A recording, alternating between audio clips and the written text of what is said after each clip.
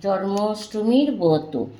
ভাদ্র মাসে কৃষ্ণ অষ্টমী তিথিতে নারায়ণ দেবিকা গর্ভে শ্রীকৃষ্ণ জন্ম নিয়েছিলেন বলে সকল জাতির হিন্দুরা এই ব্রত পালন করিয়া থাকে। এই ব্রত পালন করিয়া শত জন্মের মহাপাতক হইয়ে ব্রতী উদ্ধার লাভ করে। ব্রত কথা। মথুরা নগরে কংস নামে এক রাজা ছিলেন। তিনি বড় নিষ্ঠুর রাজা। দেবদের যে তার হিংসা ছিল সবচাইতে বেশি। আদেশ দিলেন তিনি, আমার রাজ্যের মধ্যে যে শ্রীহরির পূজা বা হরিনাম করবে তাকে কারাগারে বন্দি থাকতে হবে। ঘরের ভেতর লুকিয়ে কেউ হরি পূজা বা হরিনাম করছে দেখে অমনি কংসের চর তাকে ধরে কারাগারে বন্দি করে রাখত। রাজা কংসের ক্ষুল্লতান ভগ্নী দেবকীর সঙ্গে বসুদেবের যেদিন বিয়ে হলো, তার তখন বিয়ে শেষ হলো, তখনই আকাশে দৈববাণী হলো, দেবিকার অষ্টম গর্ভের ছেলে দেবঋষি রাজা কংসকে বধ করবে। সেই দৈববাণী শুনে কংস বিষম ভয় পেয়ে সদ্য বিবাহিত ভগ্নী ও ভগ্নীপতিকে কারাদণ্ড করে রাখিলেন। চিরজীবনের মতন বাসুদেব আর দেবিকা চোখের জলে বুক ভাসিয়ে ডাকতে লাগলেন, বিপদ ভঞ্জন শ্রী মধুসূদন বৈকুণ্ঠ বিহারীকে। বাসুদেব সেই দেবিকাকে পাষাণ কারাগারে বন্দি রেখে রাজা কংস সবাই এসে প্রতিহারীকে আদেশ দিলেন, দেবিকার ছেলে বা মেয়ে হলে আমার কাছে নিয়ে আসবি।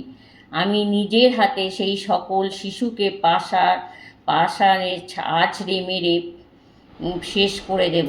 এইভাবে দেবকীর সাতটি ছেলেকে কংস মেরে ফেলল। কারাগারে বন্দী বসুদেব ও দেবিকা দর্পহারী মধুসূদন নারায়ণকে কাতরস্তরে ডাকতে লাগল, ভক্তবাঞ্চ কল্পতরু নারায়ণ যোগনিদ্রা ভঙ্গ হয়ে পৃথিবীর রাজ্যের কারণে তিনি দেবিকার গর্ভে জন্ম নিলেন।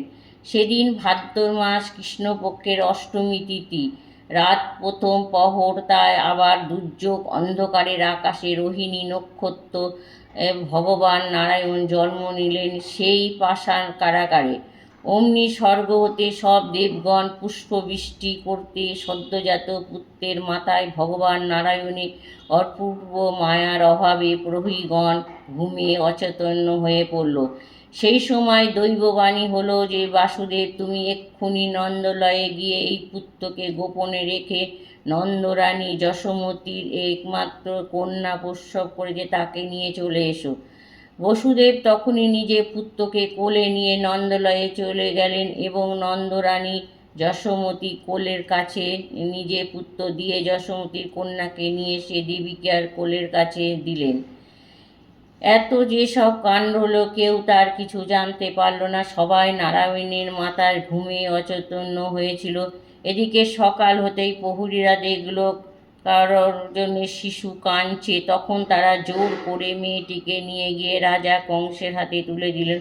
কংস মেয়েটিকে নিয়ে যেমনি পাষাণে আচার দিল, তেমনি গেলেন। অমনি মেয়ে কংসের হাতে পিছলে শূন্যে উঠতে উঠতে বললেন, যে হে রে অত্যাচারী কংস, আমি যোগমায়া, তোকে মারব যে গোকুলে বাড়িছে সে। এই বলে মহামায়া শূন্য মিলিয়া গেলেন। এদিকে গোকুলে নন্দলয়ে শ্রীকৃষ্ণরূপী নারায়ণে ক্ষীর সর নড়ি মাখন খেয়ে দিন দিন শশীকলার ন্যায় বড় হাতে লাগলো। 12 বছর পর একদিন কংসের ধনুযজ্ঞের আয়োজন করে আর অশ্রু দ্বারা শ্রীকৃষ্ণকে নিমন্ত্রণ করে মথুরায় নিয়ে এলেন। তার শ্রীকৃষ্ণ কংসের মল্লযুদ্ধে বধ করে পৃথিবীর ভারমুক্ত করলেন। তাই ব্রতের বিধান, ভাদ্র মাসে কৃষ্ণপক্ষে অষ্টমী তিথিতে জন্মাষ্টমী কহে। পুরুষ বা নারী উভয়ে এই ব্রত পালন করতে পারে। ব্রতের পূর্বদিন হবিষি ভোজন ও সংযমী হয়ে থাকতে হয়। ব্রতের দিন উপবাসী থেকে রাত পূজারি দিয়ে পরের দিন ব্রাহ্মণ ভোজন করিয়া প্রসাদ গ্রহণ করতে হবে। ব্রতের উপচার ফল, ফুল, তুলসী, দুর্বা নৈবেদ্য, নারায়ণ ফল এবং চাউলের পঞ্চগুড়ি, পঞ্চগর্ভ, তিল, হর্তুকি, আসন, অঙ্গুরি এবং মধুপত্রের বাটি, আখের গুড়, বালি, কাঠ। এই আমার জন্মাষ্টমী ব্রতকথার সমাপ্তি। সবাই ভালো থেকো, সুস্থ থেকো।